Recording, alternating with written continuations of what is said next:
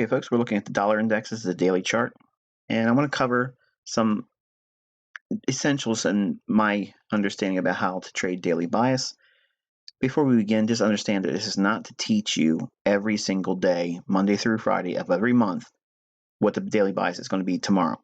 I don't have that understanding for every single pair, but I do know how to find a bias across all the pairs.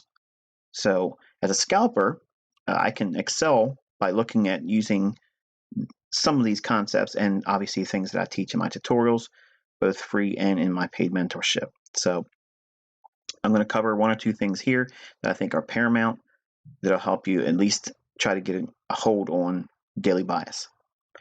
So if I look at a daily chart, what we're trying to do is ascertain the likelihood of it being a up close or a down close day.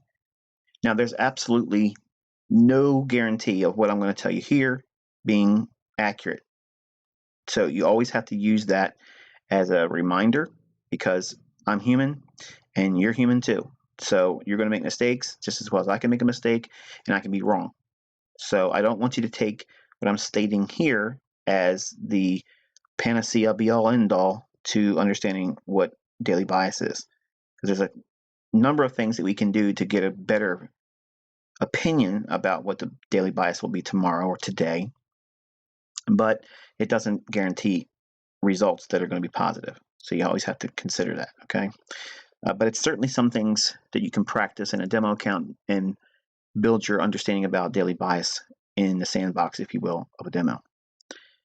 So I like to look for intermediate term and short-term highs and intermediate term or short-term lows. And what I have here is I have this high delineated and I have this low, these highs up here, this low, this low, this high, and this group of lows down here, okay, which is just an extension of this low back here. Now I teach that when the market's not in a trending model and or a parabolic move up or down, the market's going to work off of traditional support and resistance theory. Now the problem is which support and resistance do we use? So I look for the key turning points, the real obvious ones. Now you can use these short-term ones in here, but the main one is here because the market moved from that low all the way up to this high, consolidated, tried one more time to go higher, failed, went lower. Found some support here, found resistance, found support, tried one more time, failure, the market moved higher. So we're looking at the ebb and flow of how the market moves from a point of overbought to oversold to equilibrium and consolidation, then a new move that would take us to an overbought or oversold condition. That's a range-bound market, which is where we're seeing the dollar trading right now. Now, it has a slightly bullish bias to it, and it has had that for a couple weeks now. But for now, I just want to cover how I interpret. The first thing I look for is, are we coming off of a run above an old high that may see it trade back below it, or are we trading below an old low that may see it trade back above it? What I do is I look for these intermediate term price points and swing highs and swing lows on the daily to see if we have moved above an old high, because we could very easily reject that and trade lower, or if we trade below an old low, we could see it come back above it and stay inside the previous determined range. So if we look for candles or daily ranges that run above an old high, chances are we could see it continue going higher, but we also have to be mindful that we could see an eventual turnaround or reversal, and it could start to go back below that old high, because this could be very easily seen as a false break. Same way with the old lows, as we see here, the market does in fact trade through it, tries to make a lower low, couldn't do it, failed again, and then started to trade higher. So we have to have these intermediate term swing points on our daily chart because they're going to be potential reversal points, failing to follow through after breaking an old high or breaking resistance, or failing to make a lower low and trend lower after breaking below old support. So when the market's not trending, this is the scenario that it will typically trade within, which is a classic support resistance theory. The problem with support resistance theory is which high and which low and which resistance and which support do you use. So I start with these swing points like this, or turning points, where it could potentially be reversals. You can see how price eventually does trade above this high here, finds a measure of resistance, it consolidates. So we're in a point of equilibrium, and the market's digesting whether or not it wants to stay at these levels or trade higher or trade lower. As we see, the market trades below these lows in here, can't rally above, and collapses, trades below. It reprices all the way down below an old low, and then rejects, comes back into an area of consolidation, then rejects again, expansion, lower, finds a low, cannot find momentum through it, consolidates around it, tries one more time to go lower, then trades higher. Every time the market breaks a swing high, and if we look to the left of that swing high, where's the next old intermediate term high? This one here. So there's nothing for it to potentially reverse inside of until we get up to here. So if we're going to use simple classic resistance and support levels, we could see that this is the one we're going to be looking for. Okay, so if we're trading around here and we're looking here, this is going to be in the form of resistance. So the markets want to try to get back up to that level. The market does in fact try to make an attempt to do that, but when we have these ideas suggesting classic support, short-term resistance, okay, that's what this whole level is here. The market's tried to go through it. One more time, try to get through an old low, and then traded through it. Back above this swing high here. So what I'm going to teach you is this is what I look for daily bias. Now, there's a lot of folks on social media that were looking for a weaker dollar, and ignoring these types of phenomena that I'm going to show you here, you're going to have that error as well. But if we know that there is a support level here, we tried several times to go below it, and then we had a swing high broken, what's the market really telling you? It wants to go higher. So what's the next level to reach for? This short-term resistance level. Okay, so we can see that it wants to get to 94.17. That's the high of this candle here. So what do we do at that point? Once we clear this high here, what's the bias? Well, if you look at this little diagram I have over here, this is going to refer to the previous day. Now, this could be a bullish or bearish day. It doesn't make a difference.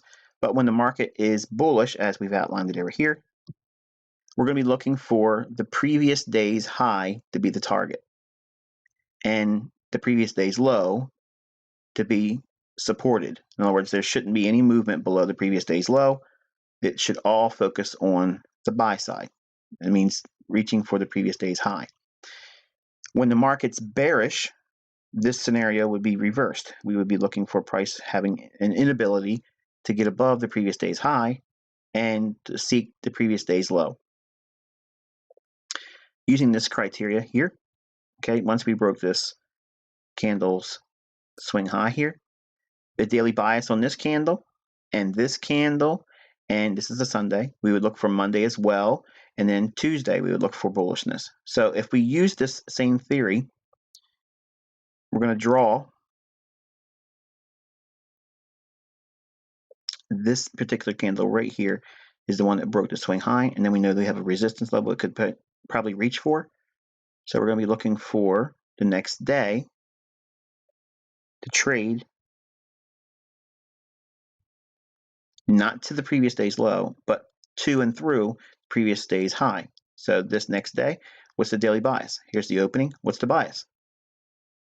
It's going to want to reach for this high. So where's it wanting to go? Up. So what are we going to focus on? Previous day's low or previous day's high? Previous day's high, because it's bullish. It's wanting to go higher. So the market trades up, creates an up close day. Then we take the same thing and apply it to the new day. Okay, so we have a very simple approach. Take this little box and move it up here. Now we have yesterday. This is what this on this candle's date on December 8th. This candle's last Thursday's high which would be 93.80. Market opens, and we're going to see it trade through that. And with the anticipation, it's going to eventually try to reach for this daily high. So when this happens, again, we don't think about the daily low from the previous day. We're focusing on the movement through the previous day's high and or eventually reaching to this level here on the daily. The market closes in the middle of the range. Here is Sunday's trading. Then Monday, the same phenomenon. You would look for the market to want to trade through what? On Monday, we would look for this previous Friday's low to be supported, and we would look for price to run through previous Friday's high. Again, this is Sunday. We wouldn't expect anything there. Monday, we see it open here. A little bit of movement above it, but it does, in fact, pierce Friday's low. And it comes back and closes where it opens. So is there any significant change in the underlying direction? No. Did we trade to this high yet? No. So we take that same premise. Now we apply it to this candle, which is Monday of this particular week of the recording. And we see it open here. So what's the bias? We're looking for the previous day's high. Why? Because we have yet to trade back to this old resistance level. Market opens here, trades up, trades through it, but look what it does. It comes right back inside the daily range. Okay, in the next trading session right now, at the time of this recording, it's 9:26 p.m. New York time on December 12, 2017, and the candle is already starting here. It opened, had a little bit of movement up, and now we're moving a little bit lower. So it may want to trade a little bit higher, go a little bit higher through this old high, but as we're reaching for these intermediate term levels on the daily chart, we're factoring in, does it have enough range to reach for it above or below? And then we take that approach and apply it immediately to the previous day's high and low, as we have here. And what you're determining is if we're bullish, we're going to be focusing on the previous day's high for momentum. And when we're bearish, we're going to focus on the previous day's low for momentum. Very rarely do you see both sides of the previous day's candle tagged or traded through. If it does, it's usually indecisiveness or it's going to be a reversal soon, and they're clearing the board on both sides of the marketplace. And when you start seeing those types of things, get prepared because the market could be, in fact, about to reverse. You can see that actually happening here. Previous day's high and low here. The next day, it trades through it, and its low is violated too. So we're about to see a reversal. Next day, reversal. Okay, and I'll show you another example of that. Let's see here. We have it here as well. We have a Thursday's range. Now this low comes in at 94.42, and the low in here is 94.42. So it's equal, but still very close to the high. This is Sunday, and then Monday, nothing shown there, but we end up getting a very important high eventually afterwards. And this is called an outside day, when you have a previous day's range that's violated with the, well, this is an example of it too. This high is 93.98 and the low is 93.67. This candle's low is 93.58 and the high is 93.99. So this is an outside day with a down close. That's typically bullish. Reason why it creates a false break above the previous day's high and then closes on the low. If we're in a bullish market overall and that occurs, generally sends up a really good buy scenario. I've learned that from Larry Williams, and that's from like old school stuff. But you have to have a context behind it. You can't just take a outside day with a down close and just naturally assume it's going to be a bullish day. But you can see it does, in fact, give a huge opportunity to be a buyer on this day. And my application of outside day is when it does that, it sets up a potential short-term reversal. What Larry Williams brought to the table with it is it creates a short-term oversold scenario. So it doesn't necessarily mean it's a reversal. It just means it's many times a continuation pattern, according to his definitions. All right, and here's another scenario here, outside day. We have the candle here. The high comes in at 93.23 and the low is 92.81. The very next day, the high is taken out 93.24 and the low is 92.75. So reversal day. And then we can see the market does, in fact, want to trade higher as a result. So You won't always get the outside day at turning points, but I like to look for it because it builds a lot of confidence behind it. And by using these tools, okay, and when the market also breaks more or less a swing high of importance, and we have a level that doesn't have anything else until we get to here, it's bullish. Okay, it's bullish. Avoid this whole scenario like looking at this high to this low, pulling fibs on, looking for optimal trade entry, and sell off and all that stuff. It's already shown a willingness to want to go below this low multiple times, and then it broke a swing high. So the momentum is bullish, and that's going to reach for this. Now, if we're doing that analysis on the daily for the dollar index, and we've arrived at a bullishness for the dollar, what does that translate for foreign currency in terms of daily bias? It's going to be a mirror image. So if we go over to the euro dollar, we can see that the euro dollar has been bearish, as we would reasonably expect. Notice that every single day, the daily high is not concerned with at all. It's the previous day's low. It trades through it. So now we have a low here. What's it going to do? It's going to want to trade through the previous day's low. It trades through it. So what's the next storyline? Opens, trades down below the previous day's low. Next day, what's it going to do? It's going to trade through not only the previous day's low, but what's it really reaching for? That old intermediate term low on the daily. I'll give you some lipstick on the chart so you can see that. Frame it out a little bit. So you have this low here, and its price is starting to drop down. It's reaching for this level here. Why? Because it's basically the opposite of what we're seeing done here. The dollar's reaching for this intermediate term high, while the euro dollar is reaching for an intermediate term low. Each day, we're focusing on, again, this phenomenon here. We're focusing on, for the euro, because dollar is bullish, we're focusing on the previous day's low, and that's where it's going to be aiming for. To it and through it. That's how you think about it when it's bearish. Back to the euro dollar. Every single trading day, opens, creates a small little tail, power 3, Judas swing, sell it, down close, reach for the previous day's low. Next day, opens, false rally, Judas swing, sell it, reach for the previous day's low, does it. Next day, opens, rallies, false rally, Judas swing, sell it, fade it, reach for the previous day's low. Boom, handled. Next day, opens, small little tail, trades lower, comes back off of the low, okay, but we're still targeting here. Okay, we're still reaching for that. The next day, well, this is going to be Sunday. So here's a Monday trading range. It opens, rallies up, gets a short-term overbought scenario, comes off the highs. That is a potential reversal scenario. The next day, same skit. We're looking for what? The market to open, trade below the previous day's low, and then ultimately, if it trades through that, forget Sunday, go to Friday. It trades through Friday's range, and then ultimately reach for this low here.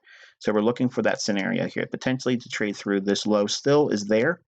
And so the daily bias today on December 12th, 2017, should be a move lower below this low, using what I'm teaching you here. Okay. So hopefully this has been insightful to you guys. It gives you a little bit more framework to work with. And obviously there's so many things that we can build on to build bias and intermarket relationships as well. But I try to incorporate the application of the dollar index analysis and also to justify what we would view in terms of foreign currencies, bullish or bearishness as well, and using daily bias.